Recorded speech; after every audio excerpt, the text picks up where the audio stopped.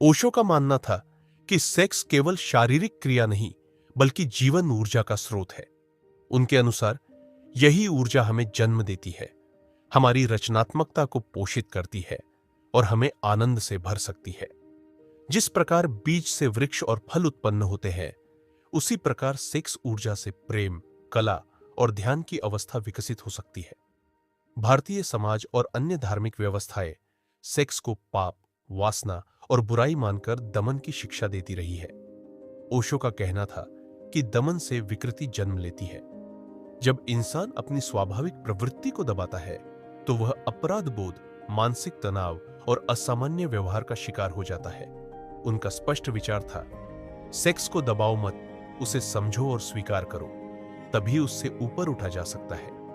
ओशो ने सेक्स को आध्यात्मिकता की पहली सीढ़ी बताया। उनका कहना था कि इंसान को सबसे पहले सेक्स को जागरूकता के साथ जीना चाहिए। जब हम इसे बिना अपराध बोध, बिना भय और बिना वासना की अंधी दौड़ के अनुभव करते हैं, तब यह ऊर्जा धीरे धीरे उच्चतर स्तर पर प्रेम, करुणा और ध्यान में बदल जाती है। उन्होंने इसे एक यात्रा की तरह समझाया। सेक्स, प्रेम, ध्यान, समाधि, यानी अगर सेक्स को सचेतन भाव से जिया जाए तो वही हमें परम आनंद की ओर ले जा सकता है।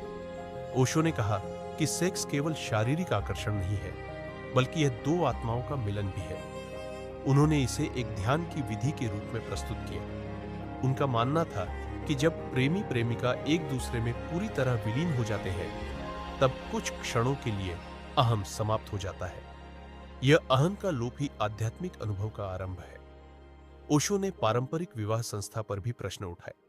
उनका मानना था कि केवल सामाजिक दबाव या परंपरा के कारण किया गया विवाह इंसान को बंधन में डाल देता है। सेक्स को वे प्रेम का स्वाभाविक विस्तार मानते थे, न कि किसी धार्मिक या सामाजिक अनुबंध का परिणाम। वे कहते थे, प्रेम का संबंध स्वतः उत्पन्न होना चाहिए। यदि प्रेम है तो सेक्स सुंदर है, यदि प्रेम नहीं है तो सेक्स केवल शारीरिक क्रिया बनकर रह जाता है। ओशो ने पश्चिमी समाज को सेक्स के प्रति अपेक्षाकृत खुला पाया, लेकिन वहां भी उन्हें कमी दिखाई दी। उन्होंने कहा कि पश्चिम में लोग सेक्स को स्वतंत्र रूप से जीते तो है, परंतु उसमें गहराई और ध्यान का अभाव है। इसलिए वहां केवल शारीरिक आनंद मिलता है, आंतरिक शांति नहीं। उन्होंने पूर्व और पश्चिम दोनों की कमियों को उजागर करते हुए एक संतुलित दृष्टिकोण प्रस्तुत किया। ओशो ने तांत्रिक परंपरा से प्रेरणा लेकर कहा कि सेक्स को यदि ध्यानपूर्वक जिया जाए तो वह द्वार है जिससे हम अपनी चेतना का विस्तार कर सकते हैं। उन्होंने तंत्र की साधना को आधुनिक रूप में समझाया और लोगों को सिखाया कि सेक्स केवल वासना नहीं है, बल्कि दिव्यता तक पहुंचने का साधन भी है। अगर आपको ये वीडियो पसंद आया हो तो इसे लाइक जरूर करें, अपने विचार हमें कमेंट में बताइए और ऐसे ही नए नए वीडियो देखने के लिए हमारे चैनल को सब्सक्राइब करना मत भूलिए।